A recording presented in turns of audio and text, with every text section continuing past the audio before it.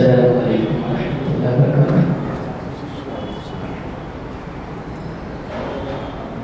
أعوذ بالله من الشيطان الرجيم.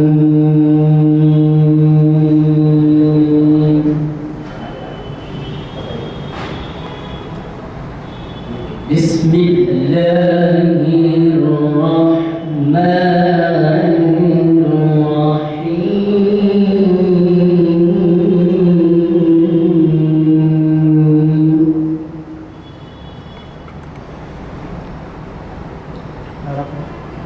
الله الرحمن ما كان محمد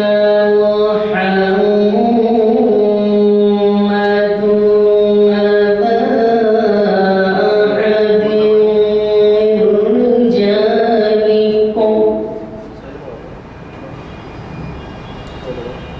من رجالكم ولكن رسول الله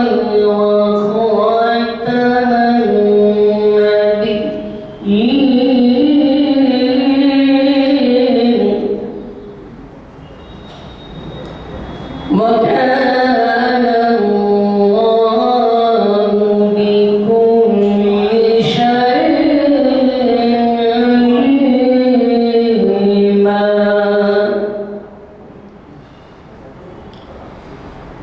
يا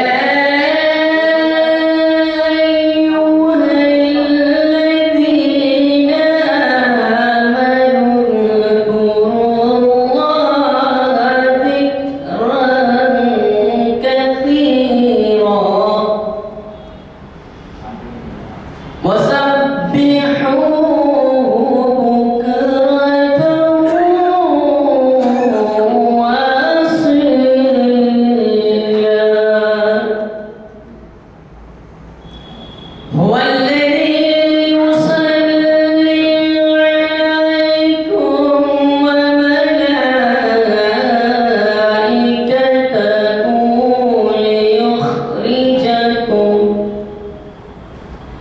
ليخرجكم من الظلمات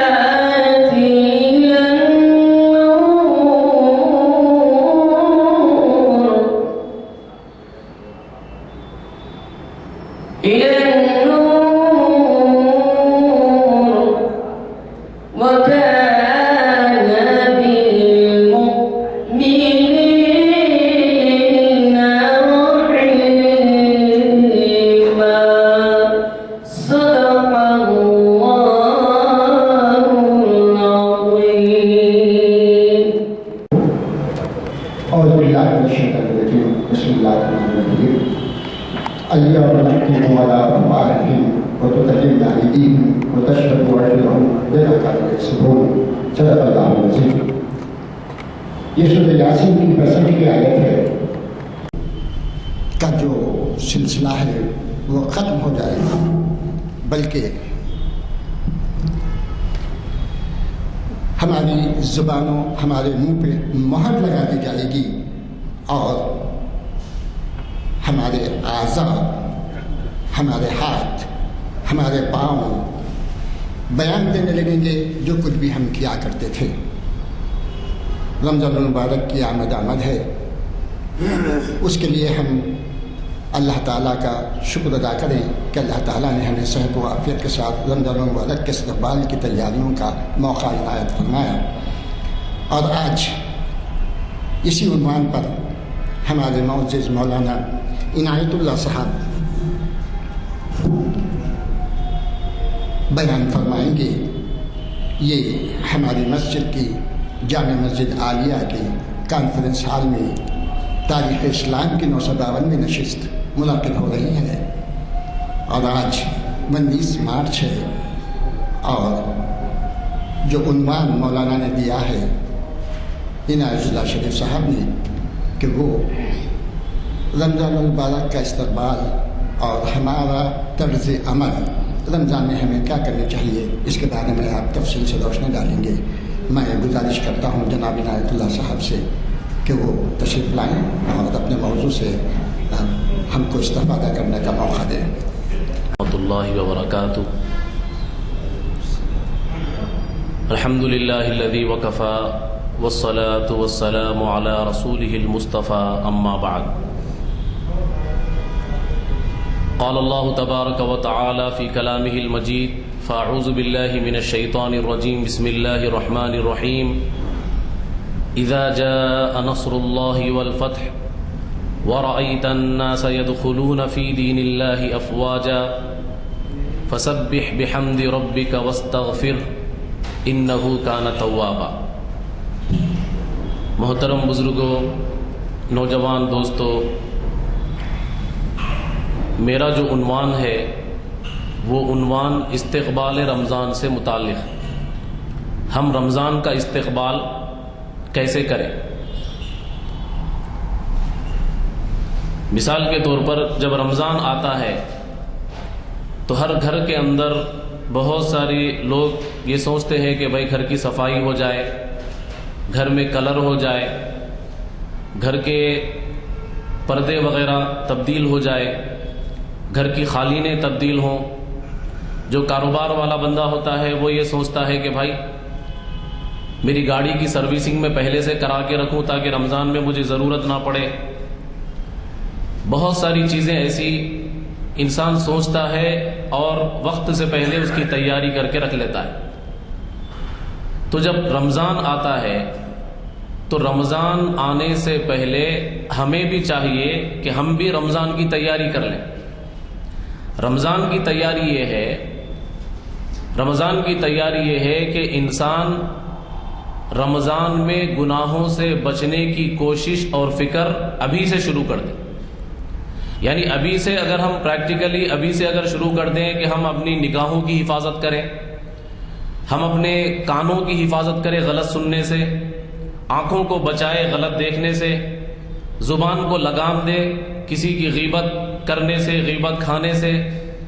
زبان، آنکھ اور کان اور دل کے جتنے گناہ ہوتے ہیں، دل کے اندر جو برے خیالات وغیرہ، ان ساری چیزوں کو پاکیزہ کر لیں، پاک کر لیں، ابھی سے بچانے کی فکر کوشش کر لیں. جب ہم ابھی سے جتنے دن اب باقی ہے اتنے دن تک ہم اپنی آنکھوں کو نیچی رکھیں گے، نظر کو پاک کریں گے، آنکھوں میں حیا کا سرما لگائیں گے، اپنی زبان کو کچھ کنٹرول میں رکھیں گے، غلط بولنے سے، جھوٹ بولنے سے، غیبت کرنے سے، شراب کی لذت سے، گناہوں کی لذت سے اپنی زبان کو روک کر رکھیں گے. ابھی سے اس کی پابند اپنی زبان کو بنائیں گے تو رمضان میں گناہوں سے بچنا اور زیادہ آسان ہو جاتا ہے. قرآن کریم کی ایک آیت ہے جس میں اللہ تعالیٰ فرماتے ہیں ان السمع والبصر والفؤاد کل اولئک کان عنہ مسئولا، کہ اللہ تعالیٰ آپ کی آنکھوں سے سوال کرنے والا ہے، پوچھنے والا ہے کہ میں نے جو آنکھیں آپ کو دی تھی، اتنی چھوٹی آنکھ ہوتی ہے، اس کے اندر بھی دیکھنے کی صلاحیت بالکل ایک رائی کے دانے یا اس سے بڑے اتنا حصہ ہوتا ہے جس کو دیکھنے کی صلاحیت ہوتی ہے. اتنی قوت کے زمین پہ ٹھہر کر اربوں کھربوں میل آسمان کو دیکھ سکتا ہے انسان. اتنی قوت اور اتنی روشنی اس آنکھ میں اللہ رب العزت نے رکھی ہے. تو اس آنکھ کو انسان نے کہاں پر استعمال کیا ہے؟ نوجوان نے کہاں پر استعمال کیا ہے؟ وقت کو ضائع کرنے میں، یا سیل فون میں، یا ٹی وی یا انٹرنیٹ پر آنے والے ڈراموں کے اندر. صبح سے شام تک انسان نے آنکھوں کو کہاں پر خرچ کیا؟ اللہ تعالیٰ جانتا ہے کہ انسان کی آنکھ کے اندر کتنی اچھائیاں ہیں، کتنی برائیاں ہیں. ان آنکھوں میں جو کچھ ہم نے دیکھا ہے وہ ساری چیزیں محفوظ کر کے رکھ دیا ہے اللہ رب العزت. مثال کے طور پر اتنا بڑا ایک سسٹم کمپیوٹر ہوتا ہے یا لیپ ٹاپ ہوتا ہے، اس کے اندر ایک چھوٹی سی میموری چپ ہوتی ہے، وہ مٹی سے بنتی ہے. اس کے اندر اس کو توڑ کر جب دیکھا جائے تو اس کے اندر سے مٹی کے کچھ ذرات نکلیں گے. اتنی مٹی اس میں سے کچھ نکلے گی آپ کو جس کا وزن بھی کچھ آپ شمار نہیں کر سکتے. اس مٹی کے اندر اتنی طاقت ہے کہ کئی گھنٹوں کی، کئی دنوں کی، کئی مہینوں کی ویڈیوز وہ اپنے اندر سیو کر کے رکھ سکتی ہے. کئی ہزار ویڈیوز، کئی سینکڑوں فوٹوز اپنے اندر سیو کر کے رکھتی ہے. تو بالکل ایسے ہی پورے انسان کو اللہ رب العزت نے مٹی سے بنایا ہے. پھر یہ جو آنکھ ہے، اس آنکھ کے اندر کتنے گناہ ہیں. آنکھ گناہوں کو محفوظ کر کے رکھتی ہے اللہ کے حکم سے. یہ آنکھوں کو اللہ رب العزت کر میدان حشر میں سامنے لائے گا، لوگوں کے سامنے، ہمارے ماں باپ کے سامنے، ہمارے رشتہ داروں کے سامنے، ہمارے بیوی بچوں کے سامنے، امام الانبیاء کے سامنے، ہمارے پڑوسیوں کے سامنے، سب کے سامنے ہمارے آنکھوں کے گناہ کھل جائیں گے. جیسا کہ ابھی خطبے سے پہلے محترم موصوف نے تلاوت کی تھی، الیوم نختم علی افواہہم، تمہاری زبانوں پر مہر لگا دیں گے اللہ تعالیٰ، تمام انسانوں کی زبانوں کو لاک لگا دیں گے، بند کر دیں گے، کوئی بول نہ سکے، کیونکہ انسان عذاب سے بچنے کے لیے وہاں پر بھی جھوٹ بولنے کی کوشش کرے گا، اپنے آپ کو بچانے کی کوشش کرے گا، تو اللہ رب العزت اس کی زبان کو گم کر دیں گے، بند کر دیں گے۔ اس کے بعد اس کے ہاتھ بولنے لگیں گے کہ ان ہاتھوں سے اس نے کیا کیا کیا ہے، اس کی آنکھیں بولنے لگیں گے کہ آنکھوں سے اس نے کیا کیا کیا ہے، اس کے قدم بولنے لگیں گے کہ پیروں سے اس نے کیا کیا کیا ہے۔ جو اللہ رب العزت اتنی چھوٹی زبان سے بلوا سکتا ہے، وہ اللہ تعالیٰ جسم کے ہر عضو سے بلوا سکتا ہے۔ تو اسی لیے زبان کو اور جسم کے ہر عضو کو گناہوں سے پاک کرنے اور بچانے کی اگر ہم ابھی سے کوشش کریں گے تو رمضان میں جا کر گناہوں سے بچنا تھوڑا سا اور زیادہ آسان ہو جاتا ہے۔ اللہ کے پیارے نبی صلی اللہ علیہ وسلم رمضان کی تیاری شعبان سے ہی شروع کر دیتے تھے۔ حدیث شریفہ میں آتا ہے کہ اللہ کے رسول صلی اللہ علیہ وسلم شعبان کے مہینے میں کثرت سے روزہ رکھا کرتے تھے۔ یہ رمضان کی پریکٹس تھی، رمضان کی تیاری تھی، تاکہ رمضان میں اچانک میں اگر روزہ مثال کے طور پہ ہم بھی اگر اچانک رمضان میں جب روزہ شروع کرتے ہیں تو اکثر لوگوں کی پہلے دوسرے تیسرے روزے کے اندر طبیعت خراب ہو جاتی ہے، تو اس کی عادت انسان کو بن جائے، اسی لیے پیارے رسول صلی اللہ علیہ وسلم رمضان سے پہلے رمضان کی تیاری کرتے تھے، شعبان میں کثرت سے روزے رکھا کرتے تھے۔ صحابہ اکرام کو جمع کر کے ایک خطاب دیا تھا اللہ کے نبی صلی اللہ علیہ وسلم نے استقبال رمضان سے متعلق۔ صحیح حدیث میں لکھا ہوا ہے اللہ کے پیارے رسول صلی اللہ علیہ وسلم نے رمضان کی آمد پر یہ کہا کہ شہر عظیم شہر مبارک، ایک بہت بڑا مہینہ آنے والا ہے۔ امام الانبیاء جس کو بڑا مہینہ کہہ رہے ہو، امام الانبیاء کی نظر میں اس سے بڑا کوئی دوسرا مہینہ نہیں ہے۔ اتنا بڑا مہینہ کہ جب وہ مہینہ آتا تو اللہ کے رسول صلی اللہ علیہ وسلم خود کمر کس کے عبادت کرتے تھے، بستر کو چھوڑ دیتے تھے، گھر بار کو چھوڑ دیتے تھے، مسجد کے اندر آ جاتے تھے۔ اللہ کے نبی صلی اللہ علیہ وسلم کبھی کبھی پورے رمضان میں دو عشرے اللہ کے رسول صلی اللہ علیہ وسلم نے اعتکاف فرمایا ہے، کیونکہ وہ جانتے تھے رمضان کی برکتیں کیا ہے۔ شہر مبارک، یہ برکتوں والا مہینہ ہے۔ رمضان کی برکتیں کیا ہے؟ رمضان کی برکتوں کو اللہ کے پیارے رسول علیہ الصلوۃ والسلام نے اپنی آنکھوں سے دیکھا تھا۔ جبرائیل علیہ الصلوۃ والسلام کی بتائی ہوئی باتوں سے ان کو یقین کامل تھا، جس وجہ سے اللہ کے پیارے نبی علیہ الصلوۃ والسلام رمضان کی عظمت پہلے سے صحابہ اکرام کو بتاتے تھے۔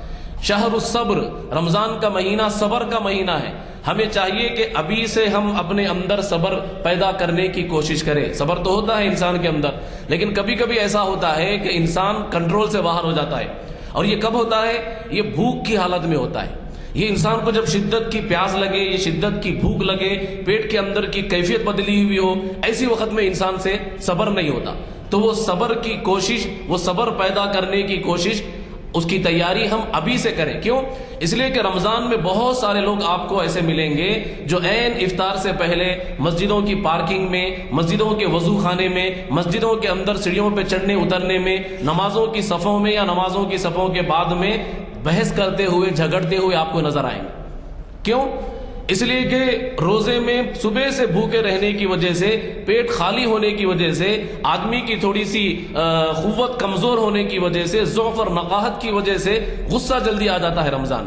تو اللہ کے پیارے رسول علیہ الصلوۃ والسلام نے فرمایا یہ غصے کا مہینہ نہیں ہے، یہ شہر الصبر ہے، یہ صبر کا مہینہ ہے۔ ثوابہ الجنہ، اور یہ بھی بتایا کہ صبر کا جو مہینہ ہے، صبر کا جو ثواب ہے، اس کا ثواب صبر کے بدلے میں اللہ رب العزت انسان کو جنت عطا کرے گا۔ کیوں؟ اس لیے کہ صبر جو ہے وہ انبیاء اکرام کی صفت، اللہ کے پیارے نبی علیہ الصلوۃ والسلام کے اندر جو صبر تھا، خدا کی قسم اتنا صبر کہ لوگوں نے پتھر برسائے، لوگوں نے مٹی اٹھا کر کے پھینک دیا، لوگوں نے اللہ کے رسول صلی اللہ علیہ وسلم کو لہو لہان کر دیا، لوگوں نے کڑوے کسیلے جملے کہے، لوگوں نے آپ کی حتک عزت کی، آپ کے بارے میں جو ہے سو گندی گالی گلوچ کہے، آپ کو جو ہے سو مجنون کہا، پاگل کہا، دیوانہ، پتہ نہیں کیا کیا الفاظ کہے پیارے نبی علیہ الصلوۃ والسلام کو۔ اس کے باوجود اللہ کے نبی علیہ الصلوۃ والسلام نے صبر کیا۔ لوگوں نے پتھر مارے، آپ نے صبر کیا، لوگوں نے خون بہایا، آپ نے صبر کیا، لوگوں نے مٹی ڈالی، آپ نے صبر کیا، لوگوں نے آپ کی چادر کو اس طرح گھسیٹا، کھینچا کہ آپ صلی اللہ علیہ وسلم زمین پر گر گئے اور گردن مبارک پر جو سو ہلکا سا کھروچ اور زخم آ گیا، آپ نے صبر کیا۔ کیوں؟ اس لیے کہ آپ جانتے تھے کہ صبر کا بدلہ جنت ہے، تو اس کی تلقین فرمائی کہ رمضان کا جو مہینہ ہے وہ صبر کا مہینہ ہے، اور صبر کا بدلہ اللہ رب العزت نے جنت عطا فرمایا ہے۔ پھر فرمایا شہر المواسات، یہ مہینہ غمخواری کا مہینہ ہے۔ غمخواری سب لوگ جانتے ہیں، اور یہ ٹاپک جو ایسی ہے اکثر ہم لوگ ہر رمضان سے پہلے اس کے بارے میں سنتے ہیں، ہو سکتا آپ حضرات نے بھی اپنی مسجد میں سنا ہو، لیکن میں تھوڑا سا کچھ اور آیتیں بھی انسان کو عبادت کی طرف رغبت دلانے والی، کچھ فضیلت والی آیتیں بھی میں لے کر آیا ہوں، یہ جلدی ختم کر کے میں اس کو سنانے کی پوری کوشش کروں گا۔ غمخواری کا مہینہ ہے۔ غمخواری کا مطلب یہ کہ ہمارے جو رشتہ دار، دوست، احباب، متعلقین، پڑوس میں رہنے والے جو بندے ہیں، ان میں سے جو غریب ہیں، جو بیوائیں ہیں، رمضان میں ان کے سحر اور افطار کا انتظام کرنے کی کوشش کریں۔ دکھاؤں کی دعوتوں، دکھاؤں کی افطار پارٹیوں کے بجائے ہم غربا کے بارے میں سوچیں، اپنے خاندان، اپنے دوست احباب، اپنے متعلقین، اپنے خونی رشتہ دار، ان کے اندر کون غریب ہے، کون مفلس ہے، کون یتیم ہے، کون بیوہ ہے، اس کی ایک لسٹ بنائیں، اپنے پاس رکھیں، وقتاً فوقتاً ان کی امداد کریں، راشن کے ذریعے ہو یا سحر افطار کے سامان کے ذریعے ہو یا کپڑوں کے ذریعے ہو، ان کے بچوں کی اسکول وغیرہ کی فیس کے ذریعے ہو، جیسا آپ کر سکتے ہیں کریں، کیونکہ یہ شہر المواسات، یہ رمضان میں کرنا نہیں ہے، رمضان سے پہلے ہی کر دینا ہے، تاکہ ان کی افطار میں ان کو سہولت ہو اور سحر میں ان کو سہولت ہو۔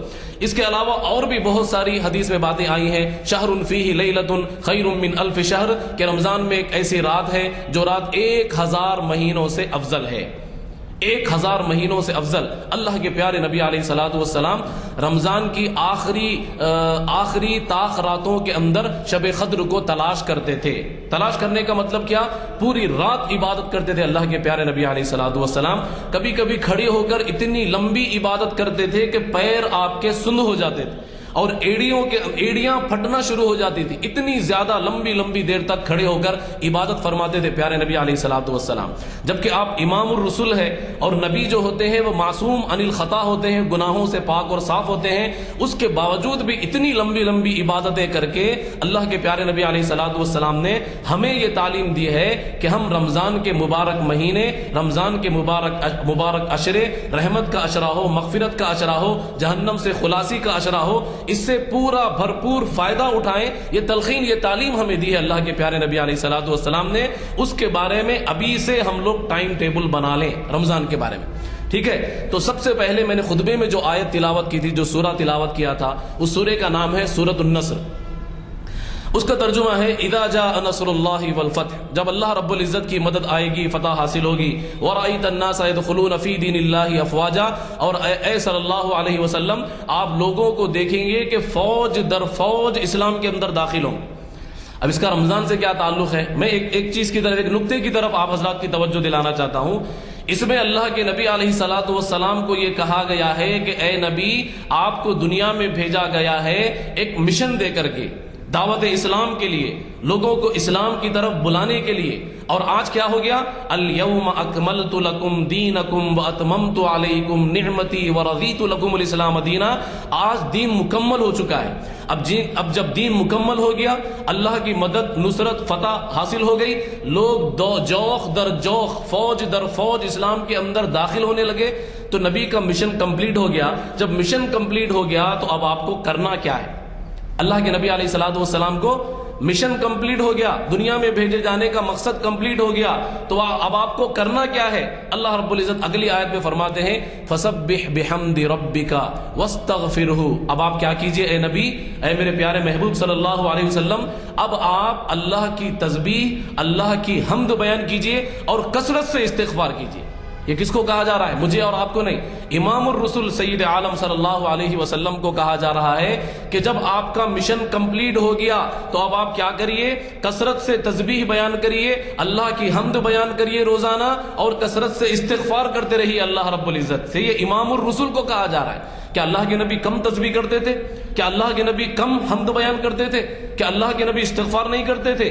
کثرت سے کرتے تھے۔ اس کے باوجود بھی تلقین دے کر اللہ رب العزت نے یہ بتایا کہ دنیا کے اندر جو لوگ اپنی دنیا کے مشن سے ہر آدمی کا کچھ نہ کچھ مشن ہوتا، ہر آدمی کا کچھ نہ کچھ کاز ہوتا. یہ سوچتا بندہ کہ میں یہ کر لوں، ایک گھر بنا لوں، اس پہ بچوں کو سیٹل کر دوں، میری بچی کے لیے کچھ انتظام ہو جائے، بچوں کے لیے کچھ انتظام ہو جائے، کچھ ذاتی زمینیں ہو جائے، گھر ہو جائے، جو بھی اللہ رب العزت نے حلال رزق دیا ہے اس سے انسان یہ سوچتا ہے کہ یہ کام ہو جائے. تو میں نے ایک نقطہ آپ حضرات کے سامنے میں یہ بیان کرنا چاہتا ہوں، جس کو اللہ رب العزت نے فارغ البال فراغت عطا کر دی ہے، جس کو اللہ رب العزت نے اپنے کاموں سے، اپنے جو ہے سو مثال کے طور پہ کوئی پینشنر ہے، کسی کو اللہ رب العزت نے وظیفہ یاب بنا دیا ہے، کسی کو اللہ رب العزت نے اتنی بڑی دولت دی ہے کہ وہ گھر بیٹھے فون پر اپنے سارے کاروبار سنبھالتے ہیں، کسی کو اللہ رب العزت نے کسی فیکٹری کا یا دکان کا بڑا مالک بنایا ہے، وہ ایک جگہ بیٹھ کر کے فونوں پر اپنے کاروبار سنبھالتے ہوں، کام سنبھالتے ہوں، اپنے ورکرز کو دیکھتے ہوں. تو ایسے بندے، اس کے علاوہ ہر بندہ، پہلے ایسے بندوں کے بارے میں ہم کو، ایسے جو بندے ہیں جن کو اللہ رب العزت نے یہ فراغت عطا کی ہے، ان کو چاہیے کہ ہم لوگ بھی کثرت سے استغفار کریں، ہم لوگ بھی کثرت سے اللہ رب العزت کی تسبیح بیان کریں، ہم لوگ بھی کثرت سے اللہ رب العزت کی حمد بیان کریں، اور ہم لوگ بھی کثرت سے اللہ رب العزت کے سامنے استغفار طلب کریں. میرا ٹارگٹ کوئی پینشنرز نہیں ہے، میرا ٹارگٹ ہر وہ بندہ ہے جو صبح سے شام تک اپنی مصروفیت میں مصروف ہوتا ہے، مشغول ہوتا ہے، کام کاج کر کے گھر واپس لوٹتا ہے. اس کے بعد جب اس کو کھانے پینے کے بعد آرام اور راحت کا وقت ملتا ہے تو وہ نوجوان بھی اس کے اندر شامل ہے، اس کو بھی اس آیت سے ترغیب دی جا رہی ہے کہ وہ بھی اللہ رب العزت کی روزانہ تسبیح بیان کرے، تحمید بیان کرے، اللہ رب العزت سے روزانہ استغفار طلب کرے.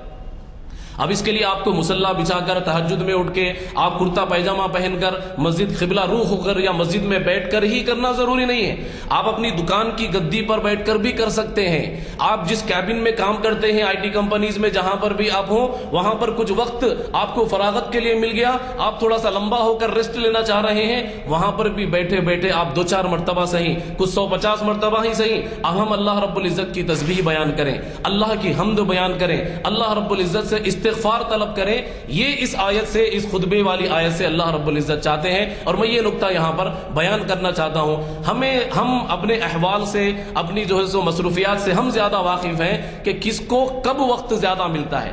دیکھیے، میں ایک مثال ہمیشہ یہ دیتا ہوں کہ آج کے زمانے میں آپ کسی شو روم کو جائیں گے، ایک جوتا یا چپل بھی اگر خریدیں گے نا تو اس کی گارنٹی ملتی ہے 1 سال کے لیے، اگر خراب ہو گئی تو لا کے دو، پھر سے ہم جو ہے دوسری آپ کو دیں گے. یعنی ان کو اتنا یقین ہے کہ 1 سال تک ہمارا جوتا یا چپل یا کپڑا چلنے والا ہے.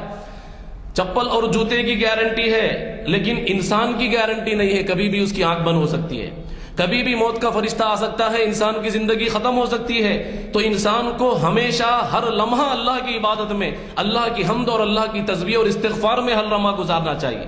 تو یہ رمضان کے مبارک مہینے جو ہے، یہ رمضان کے مبارک مہینہ گناہوں سے بچنے کا مہینہ ہے.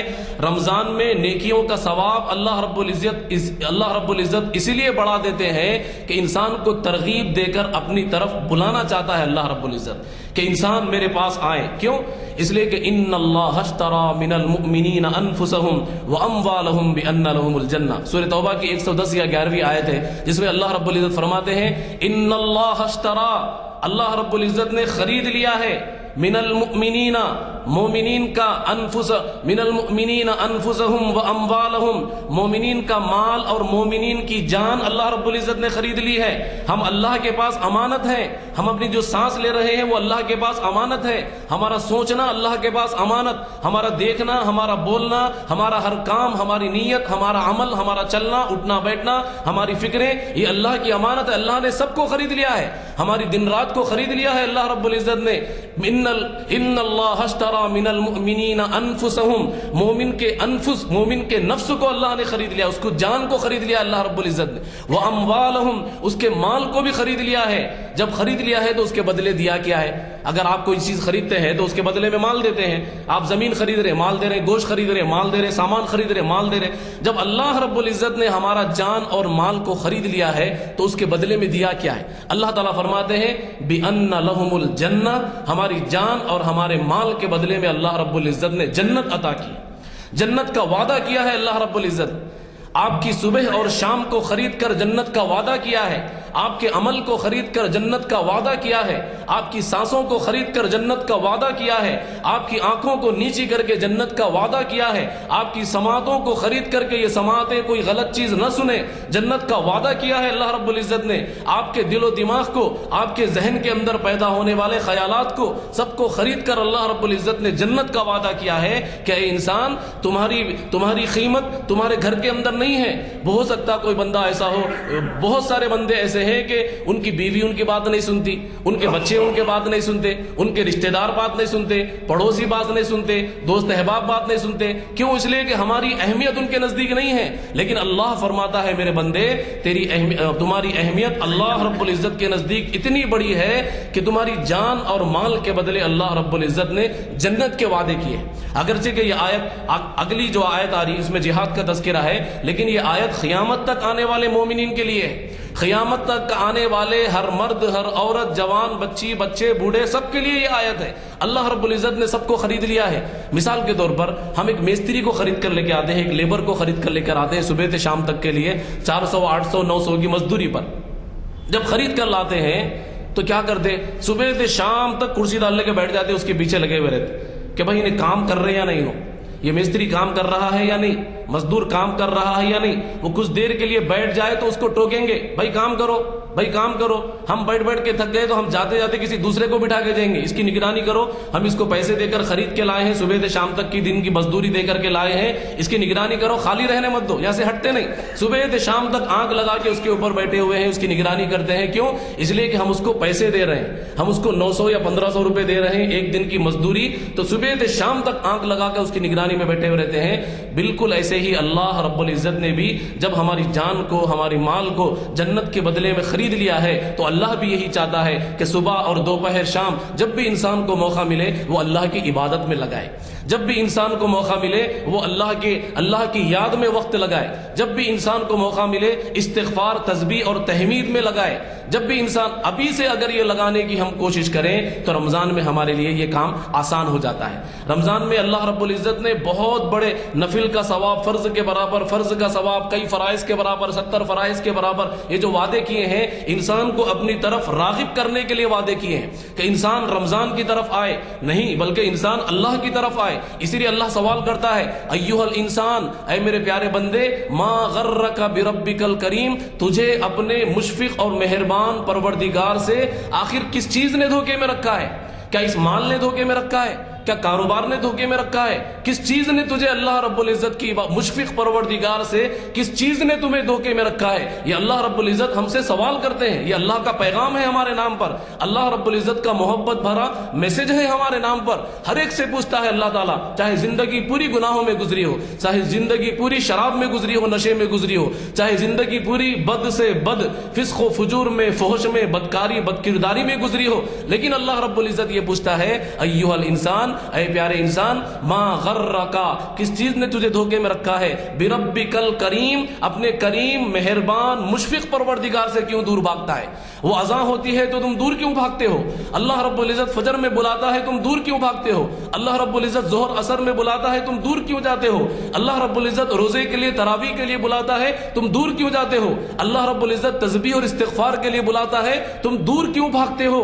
کس چیز نے تمہیں اللہ رب العزت سے دھوکے میں ڈال رکھا ہے؟ اللہ نے بڑا پیارا اور محبت بھرا سوال ہم تمام انسانوں سے کیا ہے۔ تو چاہیے یہ کہ رمضان کو بابرکت بنانے کے لیے ہم ابھی سے تیاری کریں، رمضان کا ایک ٹائم ٹیبل بنائیں اور روزانہ، رمضان ہی نہیں رمضان سے پہلے بھی، رمضان کے بعد میں بھی روزانہ ہر انسان کو چاہیے کہ وہ انسان اپنی تسبیح کی فکر کرے، اپنی تحمید کی، استغفار کی، اللہ کو یاد کرنے کی فکر کرے۔ ایک اور آیت ہے جس میں اللہ رب العزت فرماتے ہیں الذین یحملون العرش ومن حولہ یسبحون بحمد ربہم۔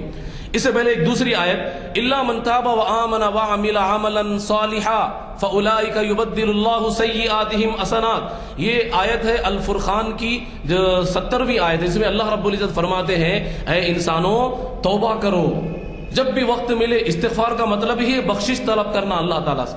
گناہوں پر شرمندہ ہو کر اللہ تعالیٰ سے معافی مانگنا، اسی کو استغفار کہتے ہیں. توبہ کرنا اسی کو استغفار کہتے ہیں. اپنی پچھلی زندگی پر توبہ کر کے نادم ہو کر اگلی زندگی اچھی گزارنے کی کوشش کرے، اللہ تعالیٰ سے طلب کرے، اس کو استغفار کہتے ہیں. اس کو قرآن کریم میں اس کا بہت بڑا، بہت بہترین آیت فرمائی اللہ رب العزت نے، بہت بڑا بدلہ بھی دیا ہے اللہ تعالیٰ نے. اس کا کیا فرمایا اللہ تعالیٰ نے؟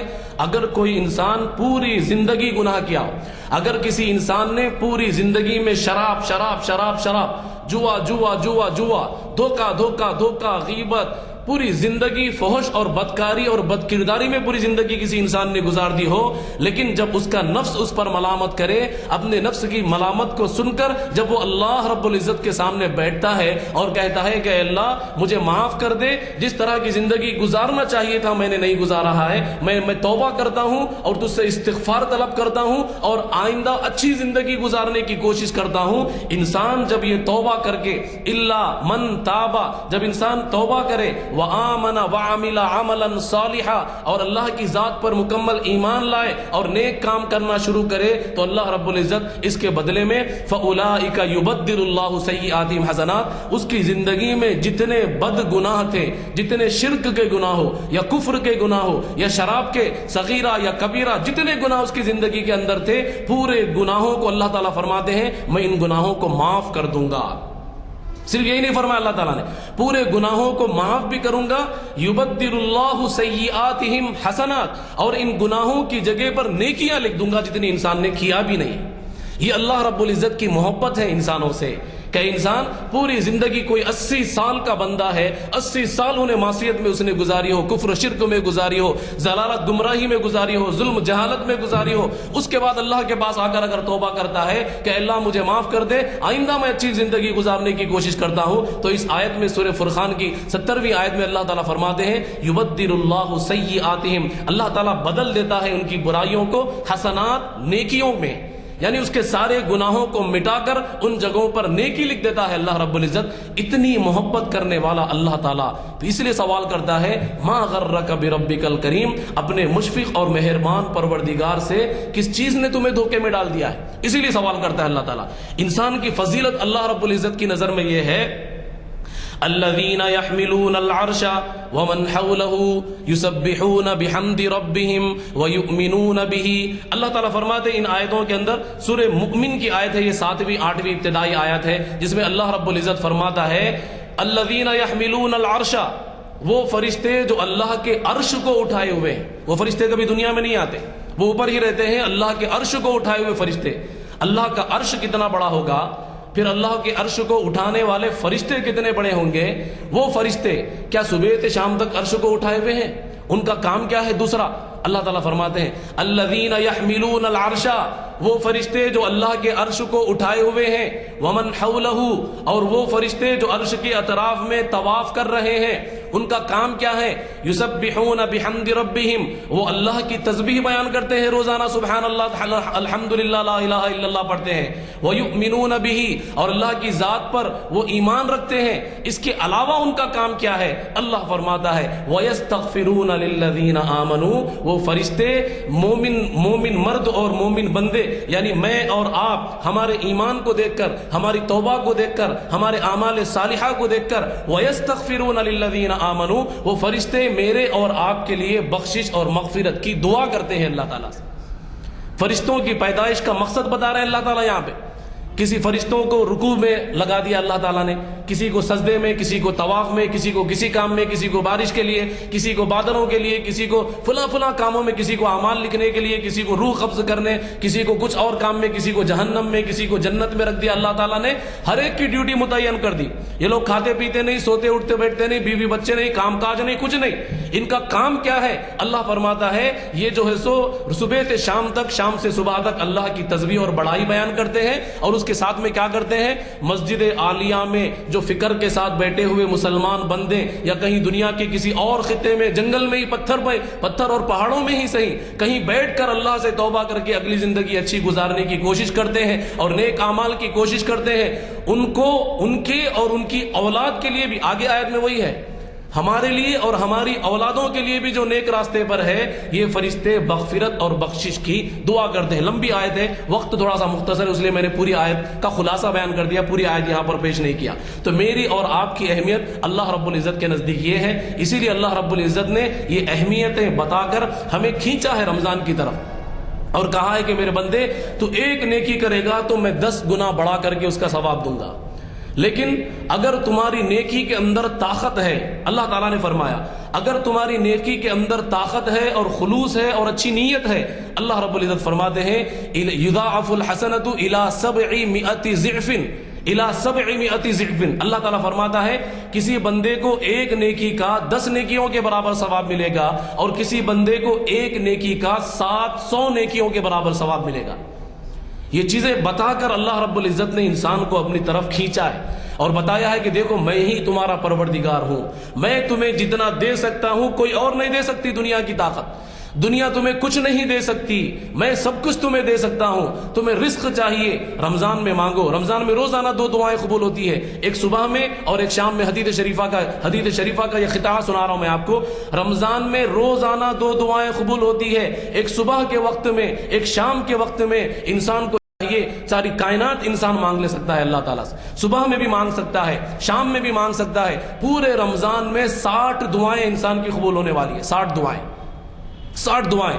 آپ جو چاہیں مانگ لو، آپ اللہ رب العزت سے حلال دولت مانگ لو، آپ اللہ رب العزت سے حلال شہرت مانگ لو، بغیر تکبر اور کبر کی شہرت مانگ لو اللہ رب العزت سے، آپ بغیر گھمنڈ کے عہدے مانگ لو اللہ رب العزت سے، آپ دین کی خدمت مانگ لو اللہ رب العزت سے، آپ اپنے بچوں کا بھلا مانگ لو اللہ رب العزت سے، آپ جو ہے سو اپنی خبر کی آپ جو ہے سو اپنی آخرت کی نورانیت مانگ لو اللہ رب العزت سے، بخشش مانگ لو اللہ رب العزت سے، جو چاہے آپ مانگ سکتے ہیں۔ غریب آدمی غریب ہو کر یہ نہیں کہہ سکتا ہے کہ اللہ نے مجھے غریب پیدا کیا، غریب پیدا کیا، غریب پیدا کیا۔ رمضان بھی تو دیا ہے اللہ تعالیٰ، اور یہ کہتا بھی ہے کہ رمضان میں روزانہ 2 دعائیں قبول کرتا ہوں۔ تو غریب کو چاہیے کہ رمضان میں دعا مانگے، اللہ مجھے حلال رزق دے، زمین کو پھاڑ کر زمین کا رزق دے، آسمان سے برسا کر آسمان کا رزق دے، میری گناہوں کی نحوست کو معاف کر اللہ، میرے رزق کو میرے قریب کر دے۔ یہ دعائیں اللہ کے پیارے حبیب علیہ الصلوۃ والسلام نے کی ہے اور امت کو سکھائی ہے، یہ دعائیں مانگنے کی ہے رمضان کے اندر۔ اور ہمارا طرز عمل کیا ہے وہ میں آپ کو آخر میں بتاؤں گا۔ اللہ رب العزت فرماتے ہیں، دیکھیے اللہ رب العزت کے قرآن کریم کی اتنی آیتیں میں نے یہاں پر تلاوت کی ہے، اور بھی بہت ساری آیتیں ہیں، وقت بہت کم ہے۔ اللہ رب العزت فرماتا ہے اتنی آیتیں سننے کے بعد، اس کو ایسا کہیے کہ اللہ رب العزت کے اتنے پیغامات بندوں تک پہنچنے کے بعد بھی اگر کوئی بندہ دین کی طرف مائل نہ ہو، اگر کوئی بندہ توبہ کی طرف مائل نہ ہو، اگر کوئی بندہ نماز کی طرف، ذکر و اذکار، روزہ اور اللہ رب العزت کی یاد کی طرف، نیک اعمال کی طرف مائل نہ ہو، اللہ تعالیٰ فرماتا ہے، بڑی خطرناک آیت ہے، لہم قلوب لا یفقہون بہا۔ ہم لوگ ایسے ہو گئے ہیں کہ ہمارے پاس دل تو ہے لیکن اللہ رب العزت کے پیغامات کو قبول کرنے کی صلاحیت ہمارے اندر نہیں۔ اللہ رب العزت کے احکامات، اللہ کی وعیدیں، اللہ کے عذابات، اللہ کی محبت، اللہ کی رحمت، اللہ کی مغفرت، اللہ کی جنت، اللہ کی جہنم، یہ بار بار سننے کے باوجود، یہ بار بار قرآن کریم میں پڑھنے کے باوجود بھی اگر ہم مائل نہیں ہوتے اللہ رب العزت کے بتائے ہوئے ہدایت کے راستے کی طرف، تو اللہ رب العزت نے فرمایا وہ لوگ ایسے لوگ ہو چکے ہیں لہم قلوب لا یفقہون بہا، کہ ان کے پاس دل تو ہے لیکن سمجھ نہیں، وَلَهُمْ أَعْيُنٌ لَا يُبْصِرُونَ بِهَا، آنکھیں تو ہے لیکن ہدایت کا راستہ دیکھ نہیں سکتے، وَلَهُمْ آذَانٌ لَا يَسْمَعُونَ بِهَا، کان تو ہے لیکن اللہ کے پیغام کو سن نہیں سکتے، شیطان کی طرف چلے گئے۔ أُولَئِكَ كَالْأَنْعَامِ، بڑا سخت جملہ فرمایا اللہ نے، أُولَئِكَ كَالْأَنْعَامِ، ایسے لوگ جو بار بار اللہ کی باتوں کو، اللہ کے پیغامات کو سن کر بھی شریعت کی طرف نہیں آتے، أُولَئِكَ كَالْأَنْعَامِ، وہ لوگ جانوروں کی زندگی گزار رہے ہیں۔ اللہ اکبر، وہ لوگ جانوروں کی طرح ہو چکے ہیں، جس طرح جانور صبح سے شام تک ایک بکری زندگی گزارتی ہے، ہم بھی اگر ویسے ہی زندگی گزاریں تو ایک بکری اور ایک اشرف المخلوق میں کیا فرق رہ گیا؟ بلکہ اللہ رب العزت نے آگے یوں بھی کہہ دیا، بل ہم ازل، بلکہ یہ لوگ جانوروں سے بھی بدتر ہو چکے ہیں، فرمایا اللہ رب العزت نے۔ تو سوچ لینا چاہیے ہمارے اعمال کیا ہیں، ہمیں کرنا کیا چاہیے، توبہ استغفار کی ہمیں کتنی ضرورت ہے، تسبیح اور تحمید کی ہمیں کتنی ضرورت ہے، اللہ کے سامنے آ کر سر جھکانے کی ہمیں کتنی ضرورت ہے، ہم لوگ جانتے ہیں۔ اللہ رب العزت نے فرمایا من جاء بالحسنۃ فلہ عشر امثالھا، سورہ انعام کی آیت نمبر 160 یہ آیت ہے، اس میں اللہ رب العزت فرماتے ہیں من جاء بالحسنہ فلہ عشر امثالھا، جو بندہ ایک نیکی لے کر آئے گا، یہاں پر غور کرنے کا مقام ہے، جو بندہ ایک نیکی لے کر اللہ رب العزت کے پاس آئے گا اس بندے کو 10 گنا بڑھا کر کے ثواب دوں گا۔ مطلب یہ ہے کہ بہت سارے لوگ نیکی تو کرتے ہیں لیکن اس نیکی کو بچا کر لے کر نہیں جا سکتے، کیوں؟ اس لیے کہ ہم نیکی تو کر دیے ہیں، ہم نے حج کر دیا ہے، اب حج کے بعد آئے تو حالت کیسی ہے؟ وہی جو ہے سو آخرت سے بالکل بے فکر، آخرت سے بالکل لاپرواہ زندگی اگر گزار رہے ہیں، وہی سودی کاروبار میں چلے گئے، وہی غلط کاروبار میں چلے گئے، وہی جو ہے سو شراب نوشیوں کے ساتھ اٹھنا بیٹھنا ہو گیا، وہی غلط کاریوں میں دھوکے بازی میں اگر گزر گئے تو یہ ہماری جو حج کی نیکی تھی وہ نیکی ضائع ہو گئی۔ ٹھیک ہے، تو اللہ رب العزت نے فرمایا من جاء بالحسنہ، 10 گنا بڑھ کر کے ثواب کس کو دوں گا؟ 10 بلکہ 10 سے 700 گنا بڑھا کر کے ثواب کس کو دوں گا؟ اس بندے کو دوں گا جو بندہ نیکی کر کے اس نیکی کو گناہوں سے بچا کر اللہ رب العزت کے پاس لائے۔ نیکی کرنے کے بعد گناہ نہ کریں، اگر گناہ، جس طرح قرآن کریم کی آیت ہے ان الحسنات یذہبن السیئات، جب بندہ نیک کام کرتا ہے تو اس کی برائیاں دھل جاتی ہے۔ اس کا ایک مطلب یہ بھی ہوتا ہے کہ اگر کوئی بندہ برائی کرے گا تو اس کی نیکی بھی ضائع ہو جاتی ہے۔ یہ ایسا ہی ہے جیسا کہ پھٹے گھڑے کے اندر پانی بڑھتے جانا، آپ کتنا بھی پانی بھرو پانی نیچے سے بہتا چلا جائے گا۔ ایسا ہی ہے گناہوں اور نیکیوں کو خلط ملط کر کے جو بندہ کر دیتا ہے وہ ایسا ہی ہے جیسا کہ پھٹے گھڑے کے اندر وہ پانی بھر رہا ہو۔ اللہ رب العزت نے فرمایا نیکی کو کرو پھر اس کو بچا کر، گناہوں سے بچا کر میرے پاس لے کر آؤ، اس کا گناہ، اس کا ثواب جو ہے سو میں آپ کو بڑا چڑھا کر کے دوں گا۔ اللہ رب العزت نے فرمایا رمضان میں اللہ تعالی ہم سے چاہتا یہ ہے، رمضان میں اللہ رب العزت نے صحابہ اکرام سے کیا چاہا تھا؟ صحابہ جنگ بدر ہوئی تھی، جنگ بدر ہوئی تھی رمضان کے مہینے میں، 17 رمضان کو جنگ ہوئی تھی نا، جنگ ہوئی رمضان کے مہینے میں، عرب کے موسم میں، سخت سے سخت انتہائی گرمی کے موسم میں، اور صحابہ اکرام کے پاس پہننے کے پاس لباس بھی نہیں ہے، پیروں میں پہننے کے لیے جوتے نہیں ہیں، لڑنے کے لیے ان کے پاس تلوار نہیں ہے، اوڑھنے کے لیے چادر بھی نہیں تھی بعض صحابہ اکرام کے پاس، بس نیچے تہبند باندھ لی اور ویسے ہی نکل گئے۔ اللہ کے رسول کے پاس آئے، یا رسول اللہ ہم جہاد کے لیے آئے ہیں، ہمارے پاس لڑنے کے لیے کوئی ہتھیار نہیں ہے۔ اللہ کے نبی نے کسی کو لکڑی توڑ کر تھما دی، جاؤ اسی سے لڑو۔ ان کا ایمان دیکھیے، ایمان کا امتحان کیسا لیا اللہ رب العزت نے۔ رمضان کے مہینے میں ہم سے اللہ تعالیٰ صرف روزہ رکھا رہے ہیں، صرف تراویح کا اہتمام کی پابندی کی تلقین ہم کو کر رہے ہیں، ہم سے روزہ رکھانا، تراویح کی پابندی کرنا، نمازوں کی پابندی کرنا، ذکر و اذکار کی ترغیب ہمیں دی جا رہی ہے۔ اور صحابہ اکرام کا امتحان کیسا لیا گیا؟ سخت گرمی کے موسم میں صحابہ اکرام 313 کی تعداد میں صحابہ اکرام ہیں، سامنے 1000 کا لشکر اپنے اونچے صحت مند تندرست گھوڑوں کے اوپر پورا سر سے لے کے پاؤں تک لوہا پہن کر ہتھیار لے کر بیٹھے ہوئے ہیں، ان کا مقابلہ ہے صحابہ اکرام سے۔ ان لوگوں کے پاس گھوڑے بھی نہیں ہیں، ان کے پاس سواری بھی نہیں ہے، ان کے پاس بھاگنے کے لیے پیر میں پہننے کے لیے چپل بھی نہیں ہے۔ ان کا امتحان ایسا لیا، لمبا واقعہ ہے وہ کیا ہے آپ لوگ جانتے ہیں، میں صرف اس طرف اشارہ اس لیے کر رہا ہوں کہ صحابہ اکرام کا امتحان رمضان میں جنگ کے ذریعے لیا اللہ تعالیٰ نے۔ روزے کی حالت میں گٹلیاں چوس چوس کر صحابہ اکرام نے جنگ لڑی تھی روزے کی حالت میں، اور ہمیں اللہ رب العزت نے ہمیں تو یہ حکم نہیں دیا کہ بھئی تم بھی جا کے جہاد کرو، تم بھی جا کے گرمی میں باہر نکلو۔ ہم تو اے سیوں میں آرام سے ہیں، کولر میں آرام سے ہیں، چھت کے نیچے آرام سے ہیں، اس کے باوجود بھی جو ہے سو اگر ہم اس نیکی کی طرف نہیں آتے، ہمارے رمضان کو صحیح طریقے سے گزارنے کی طرف اگر ہم نہیں آتے، گناہوں سے بچ کر ذکر و اذکار کی طرف اگر ہم نہیں آتے، تو سمجھیے کہ ہم بھی جو ہے سو اولئک کالانعام، اس آیت میں جس کی طرف اشارہ کیا گیا جن چوپایوں کی طرف، ہماری بھی زندگی ویسے ہی گزر رہی ہے، یہ اس کا مطلب ہے۔ حرمین شریف میں دعائیں کی جاتی ہیں پورے مسلمانوں کے لیے کہ اللہ رب العزت مسلمانوں کی حالت سنوار دے، سدھار دے۔ حرم شریف میں دعا ہو رہی ہے، مدینہ المنورہ میں دعا ہو رہی ہے، پھر بھی دعائیں قبول نہیں کیوں نہیں ہو رہی؟ پوری دنیا کے اندر مسلمان پریشان، پوری دنیا کے اندر مسلمان جو ہے سو ذلیل ہو رہا ہے، خوار ہو رہا ہے، لٹ رہا ہے۔ اس کی وجہ یہ ہے کہ انسان نے اپنے آپ کو بدلنے کی کوشش نہیں کی ہے، انسان نے اپنے آپ کو بدل کر گناہوں سے، یہ دنیا کی جو ہے سو بیکاریوں سے ہٹا کر کے اللہ کی طرف لانے کی کوشش انسان نے نہیں کی ہے، جس کی وجہ سے اللہ رب العزت نے ہماری زندگیوں کے اندر تبدیلیاں پیدا نہیں کی ہیں۔ بہت ساری اور بھی آیتیں ہیں جو میں نے نوٹ کر کے لایا تھا، لیکن اذان کا وقت بالکل قریب ہے، میں چاہتا ہوں کہ اپنی بات کو بالکل یہیں سے ابھی ختم کروں، تھوڑی سی ایک گفتگو کر کے۔ انسان کو چاہیے کہ جو شروع میں نے سورت تلاوت کی ہے، اس سورت میں اللہ رب العزت فسبح بحمد ربک واستغفرہ سے یہ چاہ رہے ہر بندہ اپنے فارغ وقت میں اللہ کی تسبیح اور بڑائی بیان کرے، ہر بندہ اپنے فارغ وقت میں اللہ رب العزت کو یاد کرنے کا معمول بنائے، چاہے وہ گھر میں بیٹھ کر ہو، دکان پر بیٹھ کر ہو، کام کرتے ہوئے ہو، گاڑی پر سوار ہو کر بھی آپ اللہ کا ذکر کر سکتے ہیں، گاڑی پر سوار ہو کر بھی آپ اللہ کی تسبیح، پابندی نہیں ہے کہ آپ جانماز بٹھا کر کے اس پہ بیٹھ کر ہی اللہ کا ذکر کرو، پابندی نہیں ہے، آپ اللہ کا ذکر جہاں چاہے آپ کر سکتے ہیں۔ زمین کا ہر ذرہ، آسمان کی مخلوق، زمین کی ہر مخلوق اللہ رب العزت کا ذکر کرتی ہے، ہم کو بھی چاہیے کہ اللہ رب العزت کا ذکر کرے۔ ما هذه الحیات الدنیا الا لہو ولعب، یہ دنیا ایک کھیل تماشا ہے، دنیا ختم ہونے والی چیز ہے،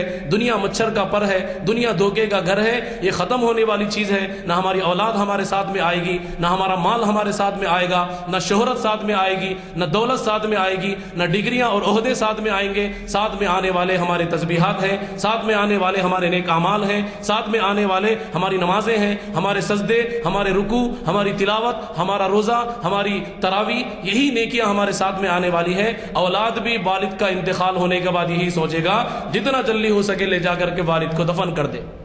جس بیٹے کو ہم نے کاندھے پہ، سینے پہ، سر پہ بٹھا کر کے پالا تھا، وہ بچہ بھی یہی سوچے گا، باپ زیادہ بیمار ہے تو بیٹا یہی سوچتا ہے اے اللہ جلد میرے والد کو صحت ہے تو صحت دے دے، یا نہیں تو اچھی طریقے سے دنیا سے اٹھا لے۔ بیٹا بھی یہی دعا کرتا ہے آخر میں آ کر کے۔ انسان کی سانس ختم، انسان کی صحت اور تندرستی ختم، رشتے بناتے سب وہاں سے ختم ہو گئے۔ خبر میں اور آخرت میں جو ساتھ آنے والی چیزیں ہیں یہی رمضان کی عبادتیں ہیں، اور خالی فارغ الاوقات میں جو ہم عبادتیں ذکر و اذکار کرنے والے ہیں یہی ہمارے ساتھ آنے والے ہیں۔ آخر میں ایک جملہ کہتا ہوں کہ انسان کیا چیز ہے؟ انسان محض خبر کے کیڑوں کی غذا ہے، خدا کی قسم۔ جس طرح پتا اور گھاس پھوس یہ جانور کی غذا ہے، انسان خبر کے کیڑوں کی غذا ہے۔ کل سانس بند ہو گئی، خبر میں لے جا کر کے بچے ڈال دیں گے، کچھ دن تک روئیں گے، اس کے بعد ہماری خبر کہاں ہے وہ بھی بھول جائیں گے، کوئی ہمارے ساتھ آنے والا نہیں ہے، ہم کو بھول جائیں گے، کبھی کبھی دعا کریں گے، کبھی وہ بھی یاد نہیں رہے گا۔ اسی لیے اپنی آخرت کو سنوار لیں، اپنے حشر کو بنا لیں، اپنی آخرت کو بنا لیں۔ اللہ تعالیٰ سے دعا کرتا ہوں جو کچھ کہا گیا ہے ہم سب کو عمل کرنے کی توفیق عطا فرمائے، آمین یا رب العالمین۔ رمضان کو صحیح طریقے سے گزارنے کی توفیق اور نصیب فرمائے، آمین یا رب العالمین۔ وآخر دعوانا الحمدللہ رب العالمین۔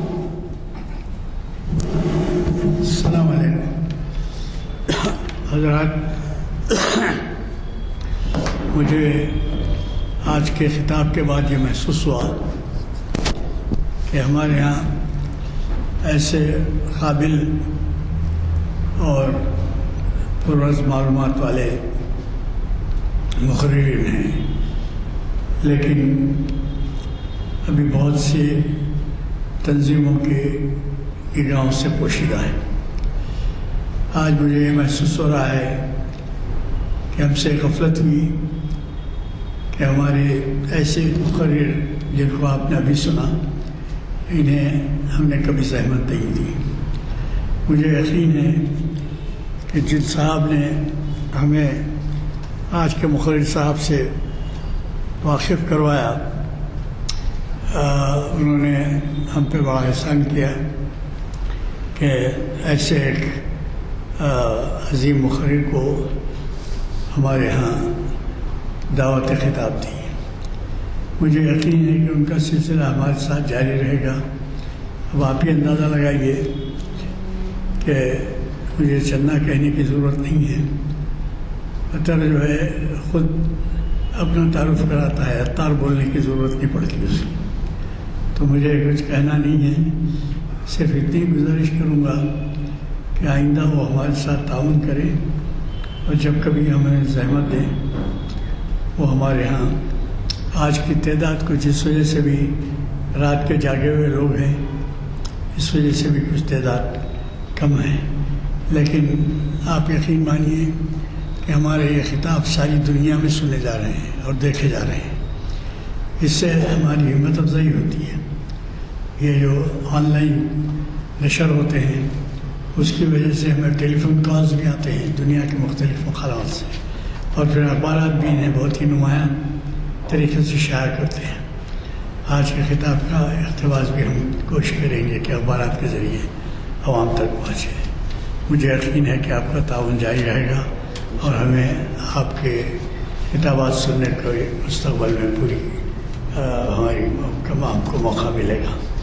میں آج کے محفل کے اختتام کا اعلان کرتا ہوں اور آج کے مخرج صاحب سے دعا کی گزارش۔ الحمد لله رب العالمين اللهم صل على سيدنا محمد وعلى آل سيدنا محمد وبارك وسلم یا اللہ یا رحمان یا رحیم یا مالک الملک ذی الجلال والاکرام۔ اے اللہ ہمارے گناہوں کو معاف فرما، خطاؤں سے درگزر فرما۔ اے اللہ رات کے اندھیرے دن کے اجالے کے گناہوں کو معاف فرما۔ بے شک اے اللہ ہم گنہگار ہیں، خطا کار ہیں، باغی ہیں، سرکش ہیں، ظالم ہیں۔ اے اللہ ہم جیسے بھی ہیں آپ کے بندے ہیں۔ اے اللہ شیطان کے دھوکے میں غفلت میں پڑھ کر اب تک ہم نے اپنی زندگی گزاری ہے۔ اے اللہ ہم اپنی سابقہ تمام زندگی کے تمام برے اعمال سے توبہ کرتے ہیں۔ اے اللہ ہم ہدایت کے راستے کی طرف آنا چاہتے ہیں۔ اے اللہ آپ کی مرضی کے راستے کی طرف آنا چاہتے ہیں۔ اے اللہ ہمیں ہدایت کا راستہ بتا دے۔ اے اللہ ہمیں نمازوں والی زندگی عطا فرما، 5 وقتہ نمازی ہم سب کو بنا، سنتوں کا پابند ہم سب کو بنا، قرآن کریم کو روزانہ پڑھنے کا معمول بنانے والا ہم سب کو بنا، قرآن کریم سے ہدایت حاصل کرنے والا ہم سب کو بنا۔ قرآن کی دوری کی جو غفلت اب تک ہم سے ہوئی ہے اے اللہ اس کو معاف فرما۔ قرآن کریم کی ایک ایک حکم کو ہم اپنی زندگیوں میں لانے کی کوشش کریں گے۔ اے اللہ اس کا پابند ہم سب کو بنا۔ اے اللہ جو کچھ ہم نے سنا ہے اس پر عمل کی توفیق ہم سب کو نصیب فرما۔ اے اللہ ہم میں سے جو دنیا سے گزر چکے ہیں، مرحوم ہیں، ان کی بخشش فرما۔ اے اللہ ان کے درجات کو بلند فرما، ان کی سیئات کو حسنات سے مبدل فرما۔ اے اللہ ہمیں بھی مرنے سے پہلے مرنے کی تیاری کرنے کی توفیق نصیب فرما۔ اے اللہ جو مانگا ہے وہ عطا فرما، جو مانگنے سے رہ گیا وہ بھی عطا فرما۔ وصلی اللہ تعالی علی خیر خلقہ محمد وعلی آلہ واصحابہ اجمعین برحمتک یا ارحم الراحمین والحمد للہ رب العالمین۔ جزاک